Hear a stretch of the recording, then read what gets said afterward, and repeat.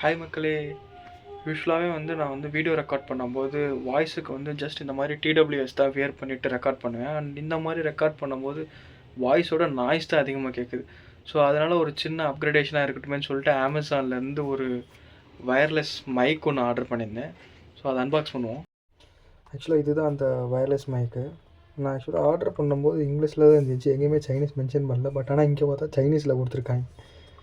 சரி ரைட்டு, வேறு என்ன பாக்ஸில் கொடுத்துருக்காங்கன்னு பார்ப்போம். வழக்கம் போல் live show, interview, vlog, short video இதுக்கெலாம் யூஸ் பண்ணிக்கலான்ற மாதிரி மென்ஷன் பண்ணியிருக்காங்க. சுற்றி அதை தான் மென்ஷன் பண்ணியிருக்காங்க. பேக்கில் plug and play, 20 meters of accessible resolution, 20 மீட்டர்ஸ்க்கு இதை யூஸ் பண்ணிக்கலாம் வாங்க. ஹைலி சென்சிட்டிவ், வைட்லி கம்பேட்டபிள், எல்லாம் வழக்கம் போல் எல்லாம் சொல்கிறதான் சொல்லியிருக்காங்க. ஓப்பன் பண்ணோன்னே நமக்கு ஒரு கன்வெர்ட்டர் கொடுத்துருக்காங்க. ஸோ இது ஆக்சுவலாக type C to apple mobile வச்சுருந்தா இதை யூஸ் பண்ணி கன்வெர்ட்டராக யூஸ் பண்ணிக்கலாம். பிகாஸ் ரிசீவர் நமக்கு டைப் சியில் தான் வரும். ஸோ அதுக்காக தான் இந்த கன்வெர்ட்டர் கொடுத்துருக்காங்க. ஆப்பிள் ஃபோன் யூஸ் பண்ணால் இது யூஸ் ஆகும்.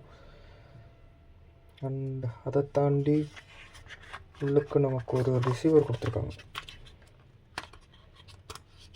ஸோ இதுதான் அந்த ரிசீவர். டைப் சியில் வருதுங்க. இது நம்ம மொபைலோட டைப் சி சார்ஜிங் போர்ட்டில் இதை கனெக்ட் பண்ணிக்கணும்.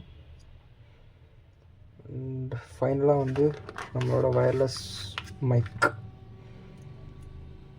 ஸோ இந்த மைக்கில் இங்கே இருக்குது. ஸோ இந்த பட்டனை யூஸ் பண்ணி தான் நம்ம ஆன் ஆஃப் பண்ணிக்கலாம் போல். ஸோ இந்த கிளிப் கிட்ட நம்ம ஷர்ட்டில் இல்லாட்டி கிளிப் பண்ணி வச்சுட்டு நார்மலாக பேசும்போது யூஸ்வலாக பேசிக்கலாம்.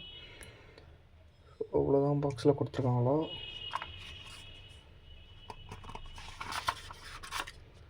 ஸோ இது ஒரு யூசர் மேனுவல் கொடுத்துருக்காங்க. இதெல்லாம் யாருங்க படிக்க போகிறா.